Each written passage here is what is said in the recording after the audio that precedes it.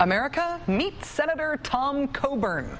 Senator Coburn is a conservative Republican from Oklahoma, previously known outside Oklahoma, mostly for raising the rest of the country's collective eyebrows from time to time. Like in 2004, when Dr. Coburn told an AP reporter he thought that doctors who performed abortions should be executed. Or when at a campaign event the same year, he said it was impossible to use the bathrooms in many Oklahoma junior high schools nowadays because of what he called the rampant lesbianism. And of course, there was the time in 1997 when he denounced NBC for airing the movie Schindler's List. Before ultimately apologizing, he said the Oscar-winning Holocaust drama was just full of vile language, nudity, and violence. It was a film about the Holocaust. But Tom Coburn is now famous as the other senator in the still unfolding John Ensign sex scandal. Doug Hampton, the husband of the woman Senator Ensign admits to sleeping with, claims that Senator Coburn tried to negotiate an end to the affair, and that as part of those negotiations, Senator Coburn encouraged Senator Ensign to write that now public handwritten apology letter to his mistress and to pay her family restitution. Now, Dr. Coburn issued a statement today denying all of those allegations, saying, quote, "I was never present when the letter was written, never made any assessment of paying anybody anything. Those are untruths." But Dr. Coburn won't give any details on what he did say to Senator Ensign about the affair, because he says, quote, "I was counseling him as a physician and as an ordained deacon. That is privileged communication that I will never reveal to anybody, not to the Ethics Committee, not to a court of law, not to anybody." Given that Tom Coburn is an OB/GYN, it's not exactly clear in what capacity he might have been treating Senator Ensign. It's also not clear why his doctor-patient confidentiality would preclude him from answering questions about the Ensign affair, but would allow him to make lots of statements about the affair that portray himself in a really good light. And about the other hat that Dr. Coburn says he was wearing when he counseled Senator Ensign, that of deacon, well, that brings into focus a religious group that appears to be the connective tissue linking key players in this scandal. It's a secretive Christian organization known alternately as the Fellowship or the Family. They run a house known as C Street, where Senators Coburn and Ensign live together with other lawmakers in Washington, D.C. Doug Hampton talked about C Street and its members' role in the sex scandal between his wife and Senator Ensign in an interview yesterday with our previous guest, John Ralston of the Las Vegas Sun. In February, you contact some people, and I believe they were affiliated with this Christian Fellowship organization, yes? It's more about where they live and how these men operate in their life. They're great men. They have a good heart. Why did you contact them? Because they're close friends. They're a part of the men who live at C Street. What did you want them to do? Confront John. So what exactly is C Street, and what is its role in the lives of Senators Ensign and Coburn and in the ongoing life of this scandal? Well, joining us now is Jeff Sharlet. He's a contributing editor at Harper's Magazine, and he's author of the book The Family, The Secret Fundamentalism at the Heart of American Power. It's just out in paperback and is highly recommended by me personally. As part of the research for the book, Jeff lived among the family and saw many of its actions firsthand. Mr. Sharlet, thanks very much for coming on the show. Hi, Rachel. Thanks for having me. What is C Street? I know it's a house on C Street in Washington. How is it part of the family? Well, the C Street house is it's a former convent. Now it's registered as a church, and it's run by the family and used by them to provide housing for 6 to 8 congressmen at any given time, and to provide spiritual counsel to these congressmen, which all sounds fine so far. What makes it a little bit different than other Christian conservative organizations? Two things. You said that it's secretive. Indeed, the leader of the group describes it. He says, the more invisible you can make your organization, the more influence it will have.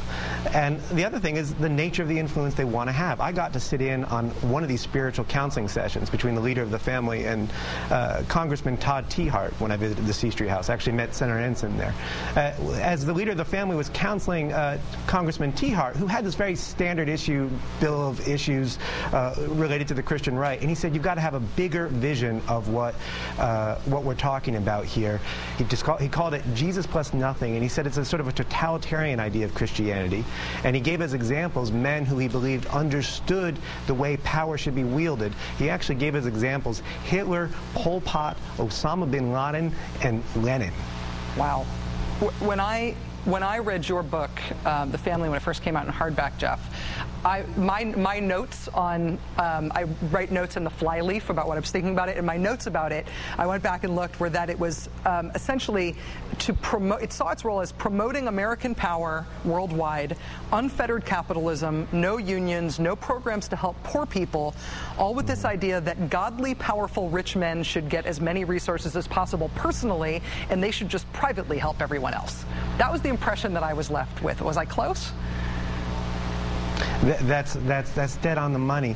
The Family Begin, it's the oldest Christian conservative organization in Washington, and it goes back 70 years when the founder believed that God gave him a new revelation, saying that Christianity had gotten it wrong for 2,000 years, and that what most people think of as Christianity as being about, you know, helping the weak and the poor and the meek and the down and out. He believes God came to him one night in April 1935 and said, what Christianity should really be about is building more power for the already powerful. And that these powerful men who are chosen by God can then, if they want to, dispense blessings to the rest of us through a kind of trickle-down fundamentalism. Well, do you see a connection between that larger sort of power theology and the fact that neither John Ensign nor Mark Sanford, for that matter, who's also affiliated with the group, aren't quitting despite these scandals? Is there something about this type of theology that tells these guys, hey, don't worry about the affair, you know, big picture, you're good, stay where you are, it's important for you to stay in power? Yeah, no, I think actually Governor Sanford made it very clear when he cited King David as an example of the reason why he wasn't going to be resigning office. And that just struck a bell with me because the King David story is a core teaching of the family. When I first heard it, I was living with the family. One of the leaders of the family was explaining why King David was important. And he says it's not because he's a good man, it was because he was a bad man. You know, he seduced another man's wife. He actually had the husband murdered. And he wanted to explain why this was a model. And he says to one of the men in the group, he says, suppose I heard you rape 3 little girls, what would I think of you? And this guy, being a human being, says, you would think I was a monster. Well, the leader of the family says, no, not at all, because you're chosen by God for leadership, and so the normal rules don't apply. When Senator Jim DeMint of South Carolina talked about his relationship to this group, he's also lived at the C Street House. He described the group to the AP years ago, 6 years ago, by saying, quote, we do have a Bible study, somebody will share a verse or a thought, but mostly it's more of an accountability group to talk about things that are going on in our lives and how we're dealing with them. And you've written that members of the family give each other veto power over their lives, which with these 2 scandals, I mean, looking at the John Ensign scandal, how does a group like that not veto putting the mistress's kid on the Republican Party payroll? How does that not get outed by this group? Well, because the responsibility of the other men in your accountability group, and I would say, by the way, you don't have accountability behind closed doors. That's the opposite of accountability. Right.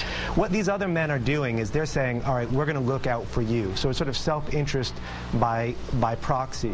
And what they're calling accountability is a man might bring to the group, for instance, the fact that he is having an affair with another woman, or the fact that he is perhaps corrupt in some way, and so on. And these guys are going to deal with it internally.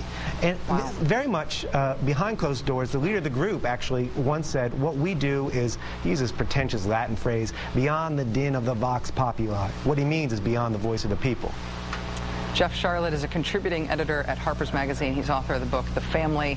And if you think this has incredible implications for domestic politics and hypocrisy and affairs, wait till you read about third world dictators and how these guys empower them.